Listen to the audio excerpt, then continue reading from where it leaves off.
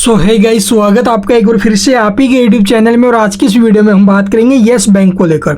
Yes bank के ऊपर बड़ी अपडेट आई है भाई, ब्लूमबर्ग की तरफ से एक बड़ी रिपोर्ट आई है, उसके ऊपर चर्चा करेंगे। येस बैंक आज हमें 3% के करीब फिसल कर लगभग 25 रुपये के आसपास क्लोजिंग लेते नजर आए हैं। वॉल्यूम की अगर मैं बात करूँ तो 27 करोड़ 17 लाख के आसपास वॉल्यूम भी देखने को लगे। वॉल्यूम भी काफ़ी हाई है। तो ज़्यादा देरी नहीं करते हुए चलिए अभी सीधा खबर पे जाते हैं। आखिरकार खबर क्या है और उसका जो इम्पैक्ट है वो आने वाले टाइम में स्टॉक के ऊपर कैसा हो सकता है। क्या यहाँ से जो ये शेयर एक अच्छा जो ना मूव दे सकता है या फिर यहाँ से शेयर में और गिरावट हो सकती है आने वाले टाइम में। तो चलिए देखते हैं डिटेल में। तो यहाँ पर आप लोग देखोगे खबर हमें CNBC आवास की ऑफिशियल वेबसाइट के ऊपर देखने को मिली है। और यहाँ पर देखोगे येस बैंक हिस्सा खरीद की कतार में मिडिल ईस्ट से लेकर जापान तक के बड़े नाम रिपोर्ट हुए हैं।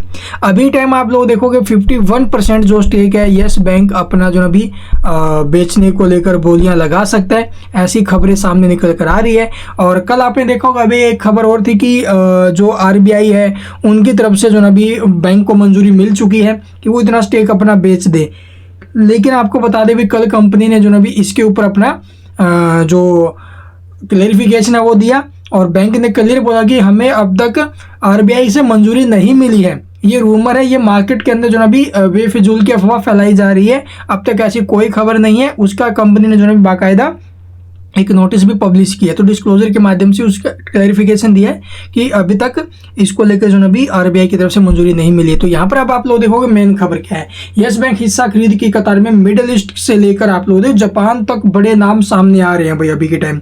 बुधवार के कारोबारी स्तर में आप लोग देखोगे जो येस बैंक है 3% गिरा है भाई आज के दिन और 25 रुपये के आसपास बंद हुआ है। और बैंक का शेयर इस साल 16% ऊपर में रहा है भाई, यानी कि 16% के स्टॉक ने एक साल में रिटर्न दिए हैं, कि FD से ज्यादा रिटर्न दिए हुए येस बैंक ने। तो यहाँ पर देखोगे येस बैंक 51% जो हिस्सा 51% जो हिस्सा है वो खरीद के लिए कतार में दुनिया भर के कई बड़े बैंक और वित्तीय संस्थान खड़े हैं। सूत्रों के हवाले से ब्लूमबर्ग ने जानकारी दी है कि फर्स्ट अबू धाबी जो बैंक है भारत के येस बैंक के लिए संभावित जो खरीदारों के शामिल हो सकता है अभी। उसके बाद आप लोग सूत्रों के मुताबिक 51% जो हिस्सा है वो हिस्सेदारी जो भी बेचे की बोली लगा सकती है। और मौजूदा बाजार भाव के आधार पर येस बैंक में बहुमत की जो भी हिस्सेदारी पाने के डील करीब $5 अरब की होगी। ठीक है, यानी कि बहुमत अगर मिलता है तो $5 अरब यानी $5 बिलियन की जो ना भी ये डील हो सकती है। और स्टॉक में साल 2024 में अब तक की जो ना भी बढ़त की मदद से येस बैंक का मार्केट कैप बढ़कर करीब $9 बिलियन हो चुका है, $9 अरब पहुंच गया है। अबू धाबी बैंक के अलावा जापान ने भी 2 बड़े वित्तीय संस्थान भी येस बैंक के लिए जो कतार में है। तो 2 बड़े संस्थान कौन से भी, तो चलिए देखते हैं डिटेल में। तो यहाँ पर देखोगे भी ब्लूमबर्ग की रिपोर्ट के मुताबिक मित्सुबिशी UFJ फाइनेंशियल ग्रुप और जो सुमितोमो मित्सुई फाइनेंशियल ग्रुप, ये 2 जो ना भी हिस्सेदारी खरीद के लिए रुचि दिखाई है इन्होंने भी। हालांकि अब तक ये साफ नहीं हुआ है कि वो हिस्सा खरीद के लिए कितने उत्सुक हैं और ये भी कि क्या दोनों संस्थान डील को लेकर आगे बढ़ेंगे या फिर नहीं। फिलहाल इस खबर पर जो ना भी first Abu Dhabi bank, Mitsubishi UFJ और सुमितोमो मित्सुई के साथ साथ येस बैंक की तरफ से कोई पुष्टि नहीं मिली है। सूत्रों ने साफ किया है कि फिलहाल डील को लेकर चर्चाएं चल रही है और डील से जुड़े अंतिम जो आंकड़ों में बदलाव हो सकते हैं भाई। तो अंतिम आंकड़े अब तक देखो भाई सब कुछ क्लियर नहीं हुआ, बातचीत चल रही है कि 2 जापान के जो भी संस्थाएं वो खरीदारी के लिए आगे आ रही हैं। ठीक है, उसके साथ आप लोग देखोगे भी एक और जो क्या बोलते हैं अभी के टाइम जो अपडेट्स आ रही हैं इन सबको देखते देखो यहाँ पर 51% अगर हिस्सेदारी बिकेगी, ठीक है, तो वो बोलियां लगेंगी उसके लिए। और उसी के लिए आप लोग देखोगे अब तक ये चर्चाएं चल रही है, अब तक क्लियर कुछ भी नहीं हुआ है।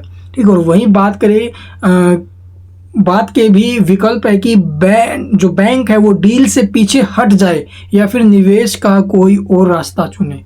तो ये भी खबर अभी क्या पता वो बैंक का जो ये बेचने को लेकर बोल रहे हैं इससे भी पीछे हट जाएं या फिर निवेश का कोई और रास्ता चुने। तो ये सारी अपडेट्स हमें देखने को मिली है और कल जो खबर आई थी चलिए वो आपको दिखाते हैं।